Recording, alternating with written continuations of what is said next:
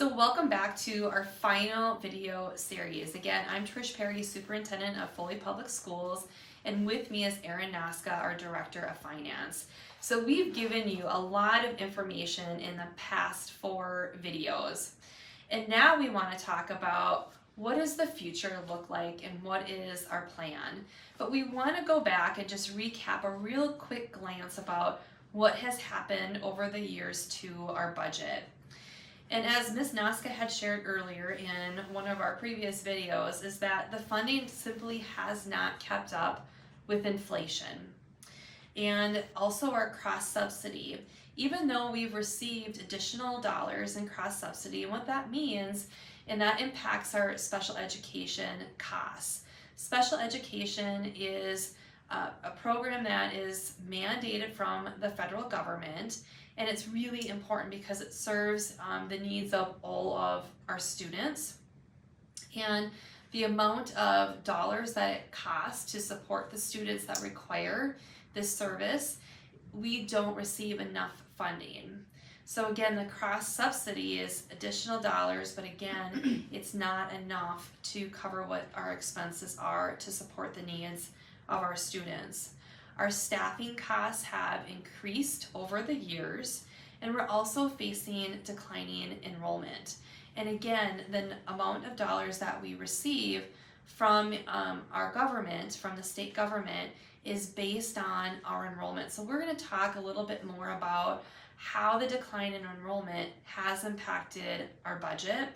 And we also we've received a reduction in federal funds. And you heard Ms. Naska talk about federal funds. And during COVID, all school districts in Minnesota, across all the states, received additional money from the federal government. We no longer receive those federal funds anymore. And we're going to talk about how those federal funds were used in Foley Public Schools and the amount of dollars that we receive that we no longer receive anymore. And finally, we do not have an operating levy in our district. And an operating levy would provide the taxpayers to vote to have an increase in their taxes to help support the school district. And again, we do not have that, and that's something that's really important that we're looking towards in the future. And just to let you know as the taxpayer is that what it costs to educate our students, we are doing that with $300 less than the average school district in the state of Minnesota. So when you start to talk about our enrollment, which we'll share, imagine our enrollment number, multiply that by $300 and what we could potentially do in the programs and services that we could offer here at school. On this slide, you'll see all the COVID funds we received in the last 4 years. So we received a total of $2,749,453. We spent all but $29,991 of that, and what we didn't spend was on COVID testing. That money that we received was restricted just to provide testing and other supplies needed for COVID testing, and our district just did not have that need anymore at that point in time. So next slide, I'll dive into actually what we spent those funds on. The majority of the funding that we received was spent on technology. Before the pandemic, this district was not a one-to-one district, meaning that students didn't need a laptop or a Chromebook to do their schoolwork or anything like that. But because of COVID and being remote and doing the remote learning, we had to buy new equipment and laptops and things like that for our students to continue learning remotely. So we spent $1,646,000 on that technology. Then we also spent $887,000 on staffing. We spent $133,923 in supplies, and the remaining $51,870 was spent on busing, staff development, and that busing that I'm referring to was our late bus that we provided during COVID. Okay, the next thing I'm going to talk to you about is compensatory funding. When families fill out the free and reduced meal application, that is sent to families before school starts. We receive compensatory funds for that. For any student that receives free and reduced meals, we receive compensatory funds for those students as well. This funding helps us keep our class sizes lower, and it's extremely beneficial to the school. So it's very important that we fill those forms out. Those forms, I just want you to know, are kept very confidential. Those forms are kept very confidential. They're locked up. Nobody sees them. But I just want to show the last 4 years where we were sitting with compensatory funds.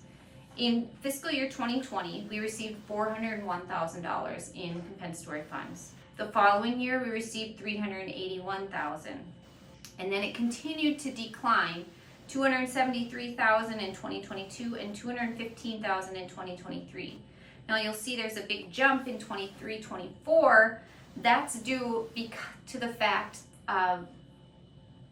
during COVID, students weren't required to pay for their meals. There was funding available for that. So families weren't filling out the free and reduced meal application. And because of that, that's why our funds were dropping. However, so the state saw that that was an issue, and they decided to do, it's called direct certification. So any families that are receiving SNAP assistance or medical assistance are automatically certified as free and reduced. That helps the district because less people are filling out the forms, and so that brought us our revenue up to $698,000. Because of declining enrollment, our general education aid that we receive is going down as well. In fiscal year 22, we received $12,889,000 in general education aid. In fiscal year 23, we only received $12,880,000. So that means that even though we got a 2% increase on the general education aid, we still received less funding than we did the prior year. In fiscal year 23, the staff increases alone were about $240,000. So because, even though we've received the aid, we didn't receive enough to even cover that cost. In fiscal year 24, we received a 4% increase, totaling $13,240,990, a difference of $360,580 over the last fiscal year. And that is supposed to cover all of the costs of the increase of staffing, any maintenance, anything that needs to be done in the district. We have to do with an extra $360,000. And as many of you have probably experienced that you've had increased costs in your home. That is the same that has happened here at school. We've seen an increase in costs in our supplies. We've seen an increase in costs in the food that we serve your kids. So it really has impacted the school district. And as Ms. Naska had shared with you, it wasn't enough to cover just our basic costs to operate the school. So after looking at our enrollment projections, our revenue projections, seeing where we are at with compensatory funding, all of that played a factor in our revised budget and bringing us to the conclusion that we need to reduce our budget by approximately $1.2 million. So as you've heard, this is a really large number for us here in our school district.